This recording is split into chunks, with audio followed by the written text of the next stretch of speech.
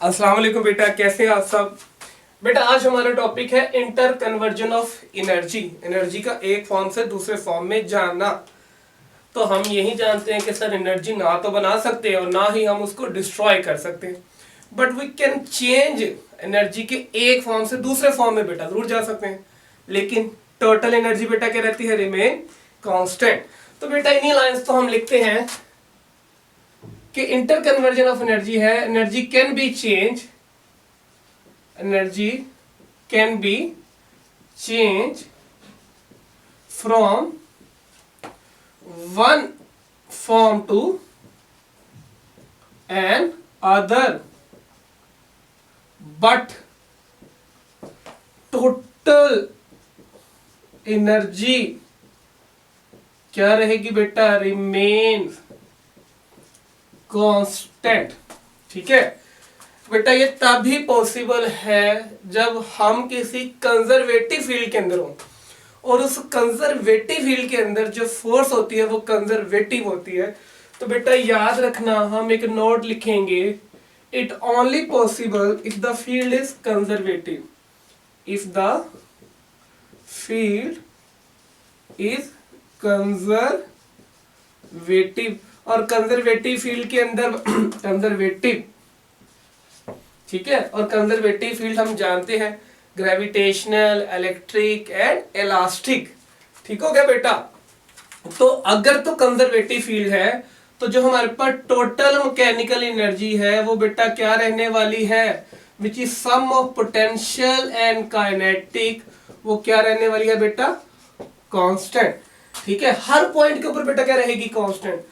तो बेटा जो बुक ने एग्जांपल दी है, ठीक है, अगर बुक की एग्जांपल देखी जाए तो उसमें हमने ये देखना है कि बेटा जितना लॉस ऑफ पोटेंशियल एनर्जी होगी उतना ही गेन इन काइनेटिक एनर्जी होनी है।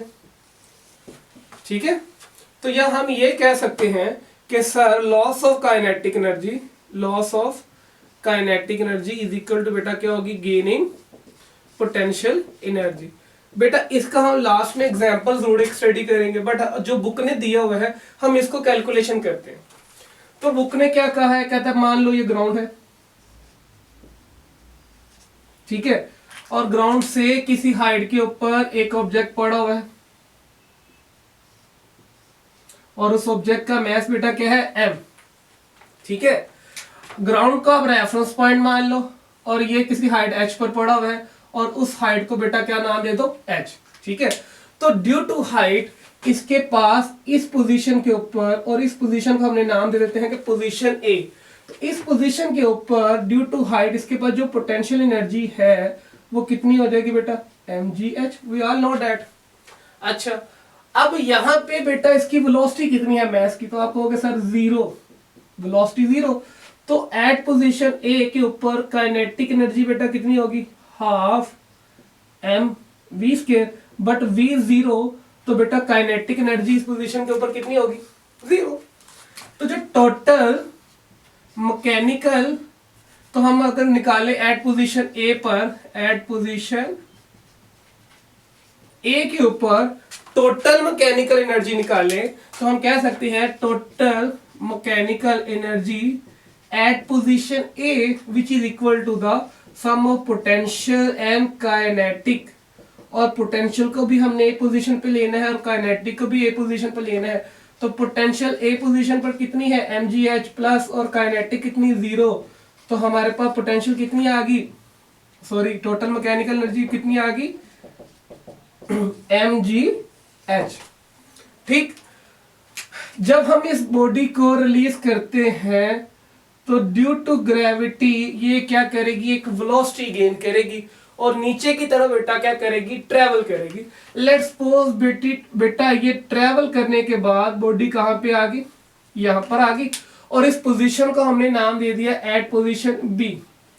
यहां को हम इसको इनिशियल वेलोसिटी मान लेंगे और यहाँ पे जो इसकी वेलोसिटी होगी वो फाइनल होगी और इसको हम कह देते हैं VB। ये बॉडी इस A पोजीशन से B पोजीशन पे आई और इसने डिस्टेंस कितना ट्रेवल किया, तो हम कह देते हैं कि सर यहां से लेकर यहां तक जो इसका डिस्टेंस है वो हम मान लेते हैं x। क्या मान लेते हैं, x। तो हम x के बारे में डिस्क्रिप्शन क्या करेंगे कि सर x आपके पास क्या है, डिस्टेंस कवर्ड, डिस्टेंस कवर्ड।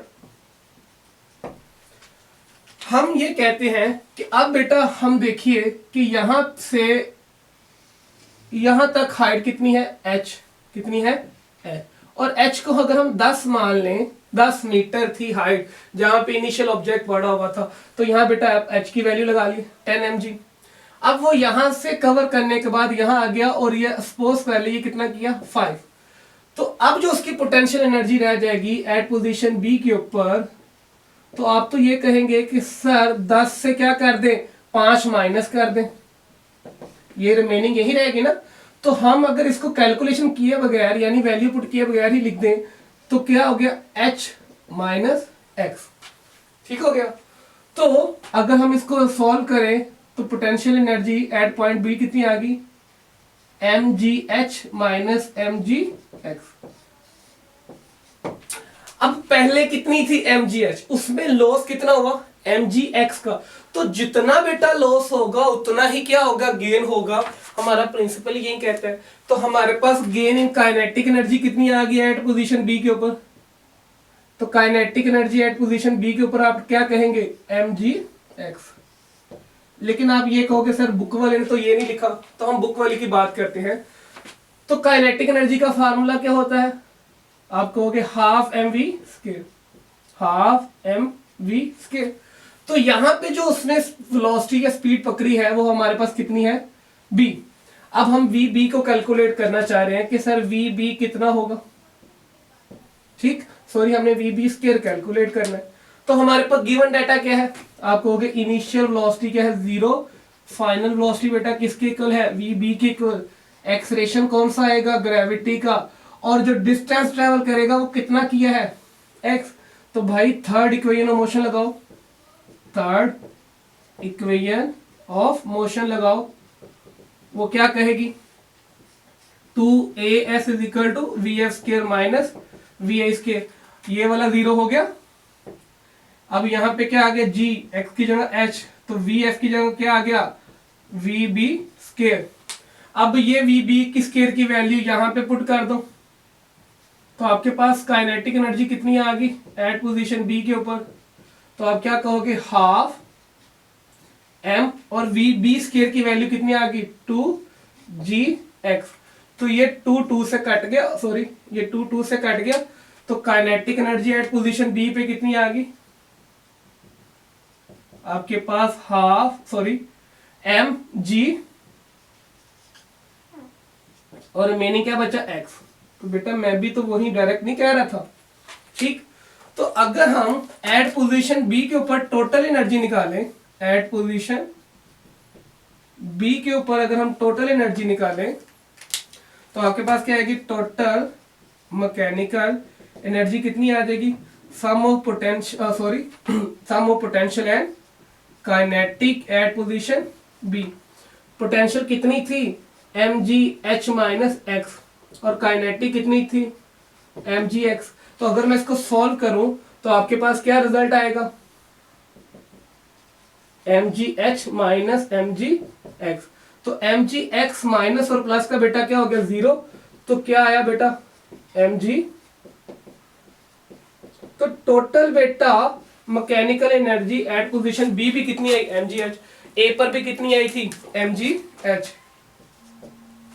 तो हम कह सकते हैं कि हमारी बेटा टोटल एनर्जी क्या रहने वाली है, सेम रहने वाली है, ठीक है।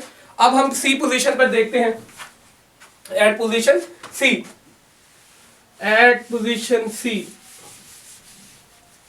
तो एट पोजीशन सी पे बेटा क्या होगा, एट पोजीशन सी। तो सी पोजीशन कौन सी है, अब बॉडी यहां से चलने के बाद कहां आ गई, यहां आ गई, तो इसको हम कहते हैं ये हमारे पास सी पोजीशन है। अब सी जो पोजीशन है इसके ऊपर हमारी जो हाइट है हम मान लेंगे अप्रोक्सीमेटली इक्वल टू 0, और जो बॉडी डिस्टेंस कवर करेगी, जो बॉडी डिस्टेंस कवर करेगी, जो डिस्टेंस कवर करेगी ऑब्जेक्ट, इसका जो डिस्टेंस कवर्ड है वो हम कितना मान लेंगे, h। नाउ उसकी जो पोटेंशियल एनर्जी हो जाएगी एट पोजीशन c के ऊपर, जो उसकी पोटेंशियल एनर्जी है एट c पोजीशन पर, जैसे हाइट 0 होगी तो पोटेंशियल एनर्जी कितनी होगी, 0। अब उसकी यहां से लेकर mgh से पोटेंशियल एनर्जी कितनी होगी, 0। तो अब मुझे आप डायरेक्टली बताएं कि सर यहां पे इनिशियली काइनेटिक एनर्जी 0 थी और पोटेंशियल एनर्जी mgh थी, अब आपकी पोटेंशियल एनर्जी बेटा कितनी होगी, 0। कितना लॉस उसने किया, mgh का लॉस किया। तो आप यही नहीं कहेंगे कि सर आपकी अगर पोटेंशियल एनर्जी उस पॉइंट के ऊपर अगर 0 होगी तो काइनेटिक एनर्जी उस पॉइंट के ऊपर कितनी होगी, mgh। ठीक है, तो आपने डायरेक्ट बता दिया कि loss in potential energy is equal to gain in kinetic energy. तो आपके पास टोटल मैकेनिकल एनर्जी क्या रहेगी, total mechanical energy at position C. तो आप क्या कहोगे, sum of potential plus sum of kinetic at position C. तो पोटेंशियल कितनी, 0 और काइनेटिक कितनी, mgh। तो आपने क्या कहा sir, total mechanical energy at position A equal to total mechanical energy at position C equal to total mechanical energy at position sorry B और ये सी। कितनी आ गई, mgh इक्वल है mgh which is equal to constant. ठीक है, clear होगी बात। अब बेटा इसके अंदर दो केस है, केस 1 और केस 2। केस 1 हमारे पास बेटा क्या होता है, आइडियल केस होता है। क्या होता है, आइडियल केस। और आइडियल केस ऐसे होते हैं जिसमें हम फ्रिक्शन क्या करते हैं, इग्नोर कर देते हैं, और रियल केस के अंदर फ्रिक्शन इग्नोर नहीं करते। तो हमारे पास बेटा केस 1 आइडियल आया। तो आइडियल में हमने यही देखा कि सर हमारे पास जो लॉस ऑफ पोटेंशियल एनर्जी है वो बेटा किसके इक्वल होगी, गेन इन किसके इक्वल है, गेन इन काइनेटिक एनर्जी। तो पोटेंशियल एनर्जी कितनी होती है बेटा, mgh। काइनेटिक एनर्जी कितनी होती है, हाफ mv²। ठीक है, तो अगर हम इसको m से मल्टीप्लाई कर दें और m से ही डिवाइड कर दें तो mgh इज इक्वल टू किसके इक्वल आ गया, 1/2m m² v²। मैंने m से मल्टीप्लाई कर दिया और m से क्या कर दिया, डिवाइड कर दिया। तो m² v² या हम कहेंगे mv इक्वल टू बेटा किसके इक्वल होता है, मोमेंटम। तो यहाँ बेटा क्या आ गया, मोमेंटम का स्केयर। तो बेटा ये भी एक फार्मूला याद रखिएगा, इससे एक एमसीक्यू आ जाता है टेस्ट में। बेटा केस 2 हमारे पास होता है real case, real life case. और रियल लाइफ में जो फ्रिक्शन आपकी होती है वो इन्वॉल्व होती है, इग्नोर नहीं होती। ठीक है, फ्रिक्शन आपकी बेटा क्या होगी, इन्वॉल्व।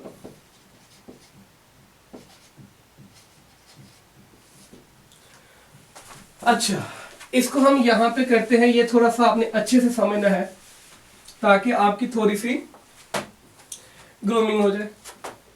जब बेटा ये बॉडी यहां से नीचे की तरफ ट्रेवल करेगी, यहां पे इसके पास पोटेंशियल एनर्जी कितनी होगी, आप कहेंगे sir mgh, total potential energy इतनी थी। जैसे ही वो नीचे की तरफ आएगी, ऑब्जेक्ट जैसे ही नीचे की तरफ ट्रेवल करेगा, इसके ऑपोजिट साइड पर एक फोर्स लगेगा और ये ऑपोजिट साइड का फोर्स हम क्या कहते हैं, फ्रिक्शन फोर्स। फ्रिक्शन फोर्स मैंने आपको पहले भी बताया है, it is always intention of motion. तो जो इसकी रिमेनिंग पोटेंशियल एनर्जी रह जाएगी, तो अब पोटेंशियल एनर्जी को हम ये कहेंगे कि सर पोटेंशियल एनर्जी को वर्क करना पड़ेगा, वर्क अगेंस्ट फ्रिक्शन। उसको क्या करना पड़ेगा, फ्रिक्शन के अगेंस्ट वर्क करना पड़ेगा। तो हमारे पास जो फ्रिक्शन के अगेंस्ट उसको वर्क करना पड़ेगा वो कितना करना पड़ेगा, अगर हम उस वर्क को निकालें, वर्क अगेंस्ट फ्रिक्शन, तो कितना आएगा, FH। ठीक, या हम ये कहेंगे कि सर वर्क का फार्मूला हमने यही पढ़ा हुआ है कि फोर्स डॉट डिस्प्लेसमेंट। तो यहाँ पे डिस्प्लेसमेंट के बजाय बेटा हमारे पास क्या आ जाएगी, हाइट h, और यहाँ फोर्स बेटा क्या आ जाएगी, फोर्स ऑफ फ्रिक्शन। अगर हम डॉट को खत्म करेंगे तो हमारे पास क्या आ जाएगा बेटा, कॉज ऑफ थीटा। बेटा वो नीचे की तरफ हाइट बेटा डिस्प्लेसमेंट कर रहा है और फोर्स ऑफ फ्रिक्शन ऊपर की तरफ है। तो आप मुझे बताइए एंगल कितना आएगा, आप कहेंगे सर 180। तो आप जैसे 180 की वैल्यू यहाँ पे पुट करेंगे तो आपके पास क्या आ जाएगा, -1। तो आपके पास वर्क अगेंस्ट फ्रिक्शन कितना आ गया, -FH। तो आप यही कहेंगे कि सर आपकी जो रिमेनिंग पोटेंशियल एनर्जी होगी, रिमेनिंग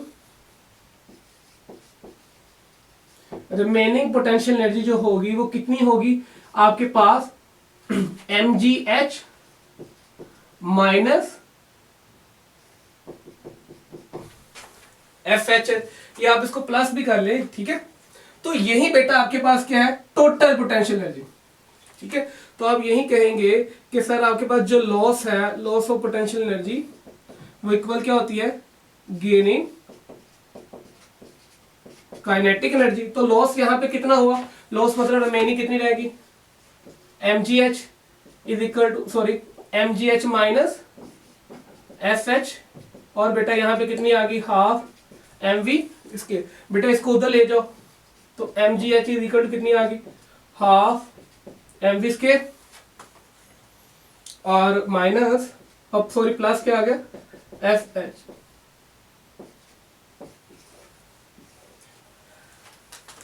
तो बेटा रिमेनिंग ये है, ठीक है, और ये आपके पास क्या आ गया, लॉस ऑफ पोटेंशियल एनर्जी, ठीक है, और बेटा ये क्या आ गया, गेन इन काइनेटिक एनर्जी, और ये क्या आ गया, वर्क अगेंस्ट द फ्रिक्शन। तो अगर हम वही बात पहले करें कि सर अभी वाला जो हमने एग्जांपल देखा उसमें हमने क्या देखा कि हमारी kinetic energy, sorry potential energy में लॉस होता गया और काइनेटिक एनर्जी में गेन होता गया। तो हमारा दूसरा वाला क्या होगा कि सर जो आप अभी पहले बता रहे थे कि loss of kinetic energy equal क्या होगा बेटा, गेन इन पोटेंशियल एनर्जी। ये कब होगा कि जब आप किसी ऑब्जेक्ट को नीचे से ऊपर की तरफ बेटा क्या करेंगे, थ्रो करेंगे। तो जब किसी ऑब्जेक्ट को आप नीचे से ऊपर की तरफ थ्रो करेंगे तो बेटा होगा क्या कि यहां पे उसकी वेलोसिटी मैक्सिमम होगी, वेलोसिटी बेटा क्या होगी, इनिशियल वेलोसिटी मैक्सिमम होगी, लेकिन जैसे जैसे वो ऊपर जाती जाएगी उसकी वेलोसिटी में डिक्रीज होना शुरू हो जाएगा, और फाइनली एट अ पॉइंट बेटा यहाँ पे उसकी वेलोसिटी क्या हो जाएगी, 0, ये मैक्सिमम हाइट है। तो यहाँ पे बेटा वो एक हाइट h अटेन कर लेगा, और जिसकी वजह से उसके पास पोटेंशियल एनर्जी क्या हो जाएगी, मैक्सिमम हो जाएगी, पोटेंशियल एनर्जी क्या हो जाएगी, मैक्सिमम हो जाएगी। तो यहां से बेटा क्या होगी, वेलोसिटी बेटा मैक्सिमम, और यहाँ वेलोसिटी 0, यहाँ पे क्या होगी, हाइट उसके पास 0 थी, पोटेंशियल एनर्जी बेटा क्या हो जाएगी 0। तो जब यहाँ पे वेलोसिटी मैक्सिमम थी, काइनेटिक एनर्जी भी क्या हो जाएगी, मैक्सिमम। तो जैसे जैसे ऊपर जाता जाएगा काइनेटिक एनर्जी में डिक्रीज होना शुरू हो जाएगा, और पोटेंशियल एनर्जी में क्या होना शुरू हो जाएगा, इंक्रीज। तो एट हाईएस्ट पॉइंट बेटा आपकी पोटेंशियल एनर्जी क्या हो जाएगी, मैक्सिमम, और काइनेटिक एनर्जी क्या हो जाएगी, 0। तो आपके पास कौन सी कंडीशन आ जाएगी, काइनेटिक एनर्जी में लॉस और पोटेंशियल एनर्जी में गेन। तो बेटा उम्मीद करता हूँ ये आपको समझ आ गया होगा, ठीक है। अगर इसमें कोई क्वेश्चन है तो आप मुझे कमेंट सेक्शन में कर सकते हैं। ओके बेटा, अस्सलाम वालेकुम।